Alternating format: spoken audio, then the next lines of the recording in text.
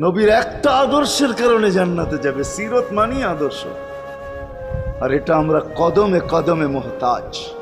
কেননা এই ছোট জীবনটা যদি গ্রহণযোগ্যতা পর্যন্ত পৌঁছাইতে হয় আল্লাহর কাছে, চাই নারী হই, চাই যুবক হই, চাই বৃদ্ধ হই, যেই মানুষই হই না কেন, যেখানেরই হই না কেন, যেই বাসারই হই না কেন, যেই বর্ণেরই হই না কেন, যেই পেশারই হই না কেন, যেই সোসাইটিরই হই না কেন, এই জীবনটাকে যদি গ্রহণযোগ্যতা পর্যন্ত পৌঁছাইতে হয় কার কাছে? দুনিয়াওয়ালাদের কাছে না, মালিকের কাছে, যিনি এক ফোঁটা পানির থেকে অস্তিত্ব দিছেন, যার কাছে আবার আমাদেরকে ফিরা যেতে হবে।